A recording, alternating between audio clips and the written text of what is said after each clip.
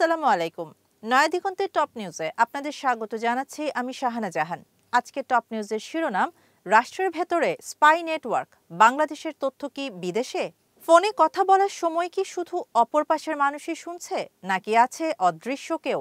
শেখ হাসিনা সরকারের আমলে কেনা ইসরায়েলি গুপ্তচর প্রযুক্তি ব্যবহার করে বিদেশি এজেন্সি বাংলাদেশের সবচেয়ে সংবেদনশীল তথ্য হাতিয়ে নিতে পারে, এমন চাঞ্চল্যকর অভিযোগ এখন তদন্তাধীন। সরকারের একাধিক নিরাপত্তা সূত্র বলছে, বিষয়টি সাধারণ কেনাকাটার নয়, বরং জাতীয় নিরাপত্তার জন্য বড় ঝুঁকির ইঙ্গিত।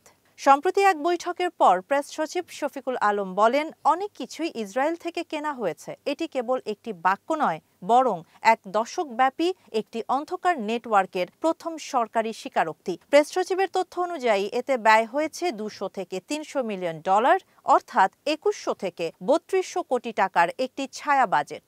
তদন্ত সংস্থার সূত্র বলছে, গত এক দশকে গোপনে কেনা হয়েছে spyware, data intercept system, deep packet inspection প্রযুক্তি এবং ভয়ঙ্কর এক মোবাইল হ্যাকিং ভ্যান, যার পেছনে খরচ হয়েছে প্রায় 3000 কোটি টাকা।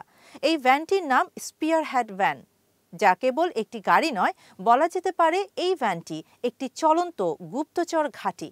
আধা কিলোমিটার এলাকা জুড়ে ফোন কল শোনা, ফেসবুক হোয়াটসঅ্যাপ পড়া, ফোনে স্পাইওয়্যার ঢোকানো, ল্যাপটপ হ্যাক করা, সবকিছু করতে পারে এই ভ্যান, আর ব্যবহারকারী টেরই পায় না। কে চালাচ্ছিল এই গোপন বাজার? নথিপত্র উঠে এসেছে, অর্থ গেছে কয়েকটি প্রতিষ্ঠানের কাছে। সাইপ্রাস ভিত্তিক প্যাসিটোরা, সুইজারল্যান্ডের তুরু গ্রুপ, ইসরায়েলি সেলেব্রাইট, সাবেক আইডিএফ গোয়েন্দাদের মালিকানাধীন পিক6a। এই চক্রে যুক্ত ছিল বাংলাদেশি দালাল, বিদেশে বসবাসরত মধ্যস্থতাকারী, নিরাপত্তা সংস্থার কিছু কর্মকর্তা, ক্রয় কমিটি ও মন্ত্রণালয়ের রাজনৈতিক নিয়োগপ্রাপ্ত ব্যক্তিরা। তদন্তকারীরা বলছেন, এই লেনদেনে ছিল অবৈধ কমিশন, ভুয়া বিদেশ সফর, ব্যক্তিগত চুক্তি, সরকারি টেন্ডার ছাড়াই বিশেষ অনুমোদনে ক্রয়।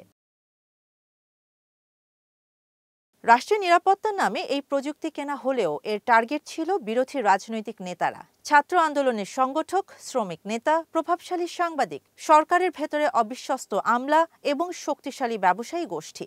এখন সবচেয়ে বড় প্রশ্ন হলো, কেন বাংলাদেশ গোপনে ইসরায়েলি নিরাপত্তা প্রযুক্তি কিনল, যখন দুই দেশের মধ্যে কোনো কূটনৈতিক সম্পর্ক নেই? এই সিদ্ধান্ত কি রাজনৈতিক, নাকি গোয়েন্দা সংস্থার ভেতরের কোনো স্বার্থচক্রের অংশ? এই ডেটা কি শুধু বাংলাদেশে ছিল? বিশেষজ্ঞরা জানান, এই স্পাইওয়্যার কোম্পানির বিরুদ্ধে বিদেশি সার্ভারে গোপনে কপি পাঠানো, ব্যাকডোর রেখে নজরদারি, মেটা ডেটা বিদেশি সংস্থার সঙ্গে শেয়ার করার মতো অভিযোগ রয়েছে। আর যদি এসব সত্যি হয়, তাহলে বাংলাদেশের মন্ত্রী, সেনা কর্মকর্তা, ব্যবসায়ী, সাংবাদিক, ছাত্র নেতাদের ব্যক্তিগত ডেটা বিদেশের সার্ভারে গিয়ে থাকতে পারে। সাম্প্রতিক তিনটি ঘটনা যৌথ ছবিটা পরিষ্কার করছে। টেলিকম নেটওয়ার্কে বিদেশি আইপি থেকে অস্বাভাবিক ডিপ স্ক্যানিং, বিদেশি দূতাবাসের গোপন বার্তায় স্নুপিং এর অভিযোগ, গোয়েন্দা সংস্থার ভেতরে বিদেশি সহযোগিতা নিয়ে বিভাজন, সব মিলিয়ে বাংলাদেশ এখন স্পাই যুদ্ধের এক কেন্দ্রবিন্দু। বিশেষজ্ঞরা বলছেন, এখন টার্গেট বাংলাদেশ, কারণ ভারত চীন প্রতিযোগিতার মাঝখানে অবস্থান, বঙ্গোপসাগরের কৌশলগত গুরুত্ব, রাজনৈতিক অস্থিরতা, দুর্বল সাইবার প্রতিরক্ষা। ডক্টর ইউনূস সরকারের নির্দেশে তদন্ত কমিটি গঠন, কোটি কোটি টাকার কেনাকাটার নথি যাচাই, মধ্যস্থতাকারী দালাল শনাক্তের চেষ্টা। কিন্তু সূত্র বলছে, অনেক ব্যবহার লগ আগেই মুছে ফেলা হয়েছে। প্রশ্নটা আজ আর কে আড়ি পাচ্ছে তা নয়, প্রশ্নটা হলো, আমাদের তথ্য কার হাতে? বাংলাদেশের ভবিষ্যৎ কে নিয়ন্ত্রণ করছে? আর এই তদন্ত সত্য উন্মোচন করবে, নাকি সব ঢেকে যাবে? ডেটা যার হাতে, রাষ্ট্রের রিমোট কন্ট্রোলও তার হাতে। এই লড়াই শুধু প্রযুক্তির নয়, এটা বাংলাদেশের স্বাধীন ভবিষ্যতের লড়াই। শাহানা জাহান, নয়াদিগন্ত।